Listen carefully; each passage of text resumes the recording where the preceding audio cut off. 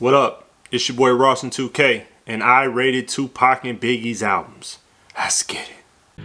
And this gon' put us on, yeah, yeah.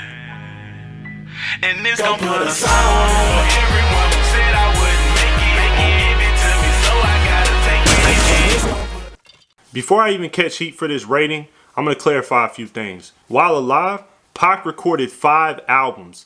Biggie had 2 albums pre-death, so it wouldn't be fair to rate an artist on an album they had no creative control over. So post-death albums will not be included in this versus rating. With that being said, there has always been a debate of who's better, Biggie or Pac. First of all, Biggie's gonna win hands down when you're talking flow. But Tupac got such a longer reach. People say, how was Tupac? Tupac was a revolutionary. Of course. He had a lot more substance. Hit him up versus Who Shot You. Pac is up 3-0, by the way. Go to any barbershop. Approach any hip-hop head that was an 80s baby. Hell, I'm a 90s baby, and I can insert an opinion on this argument. Will the old heads respect it?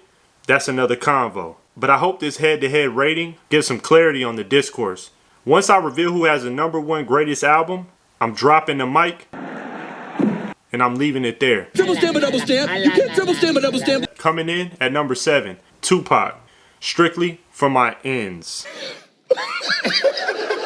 Released February 1993. Out of 16 tracks, 6 was bangers. That's 37% of the album. And my bangers are Holla If You Hear Me, Point the Finger, Last Words, Soldier's Revenge, Keep Your Head Up, Representing 93, I Get Around, and my standout track is Representing 93. Yo, Pac wanted to reignite the Black Panther movement. I could see Pac telling the homies, by any means necessary.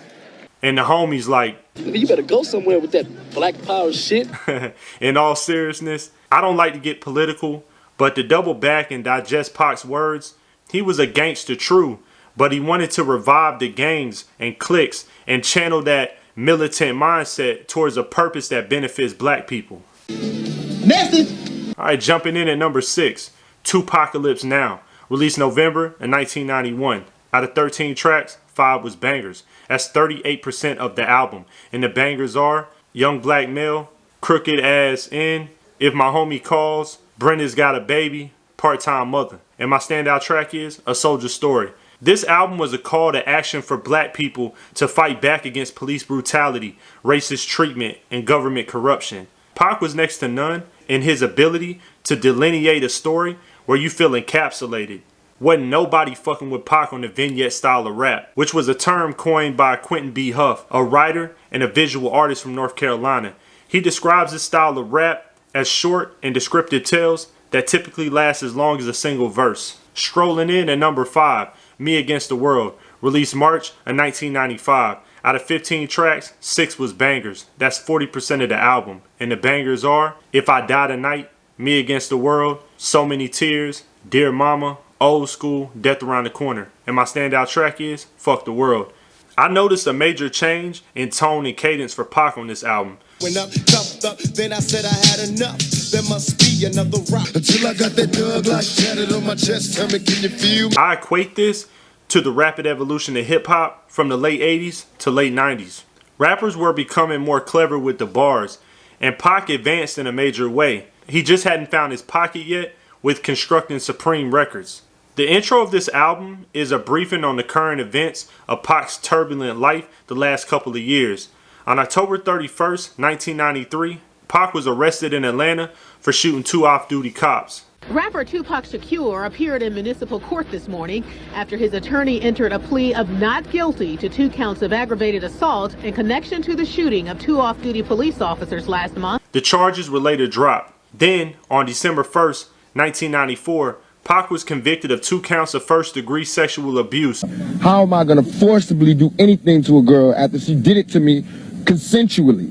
And just a day before, on November 30th, 1994, he was robbed and shot 5 times in the lobby of Quad Studios in New York, in the heart of Times Square. Shakur was entering the street-level lobby of an 8th-floor recording studio near New York's Times Square after midnight. They ordered him to the floor. Tupac resisted. He was shot numerous times. These incidents were taxing, with Pac being at the apex of rap. The spotlight would never relent.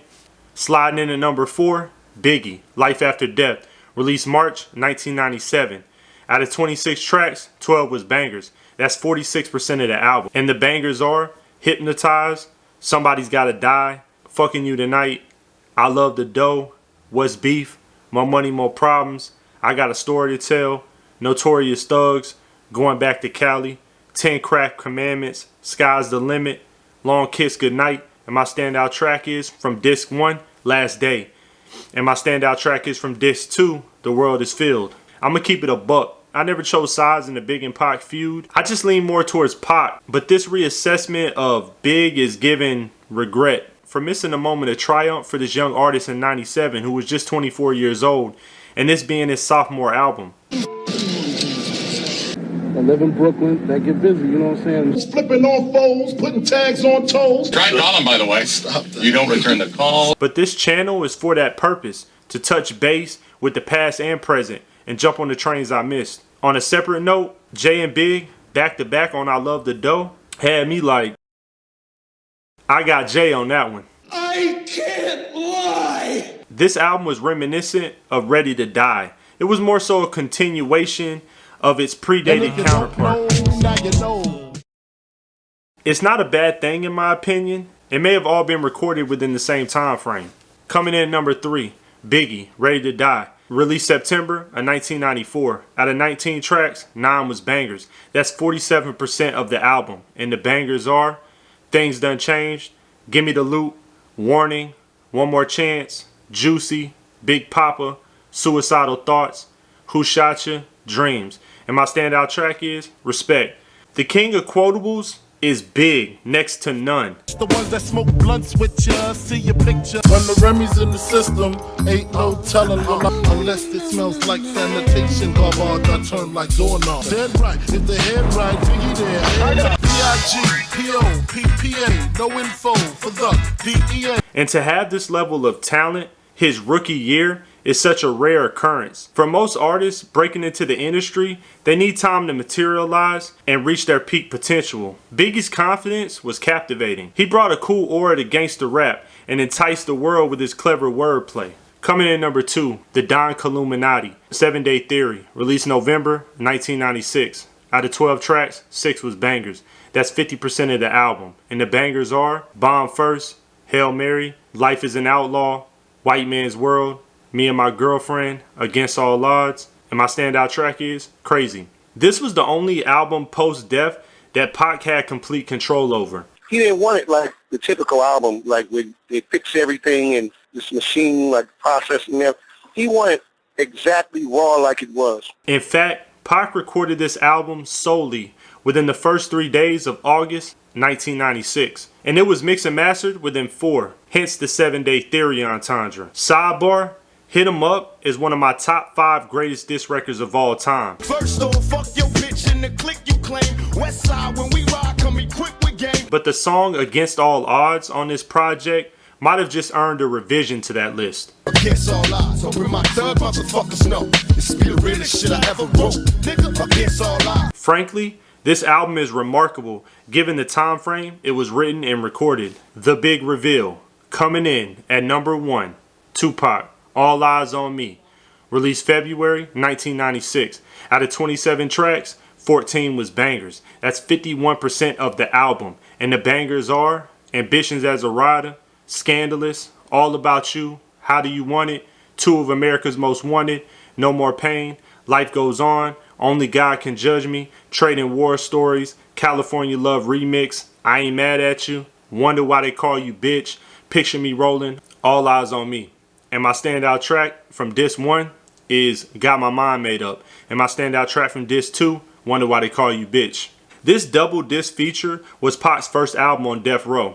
Me and Pac relationship is wasn't about the business. When Keisha, his wife at the time, she called me, told me Pac really need to see me, hop in the limo to the dungeon to go visit him. This would be his last album before his death on September 7th, 1996, after he was struck 4 times in a drive-by shooting in Las Vegas. The rapper was shot inside of a BMW while stopped at a red light on Koval and Flamingo. He then died 6 days later. Tupac was in the car with My N.I.G.G.A.Z Knight, who was grazed by a bullet.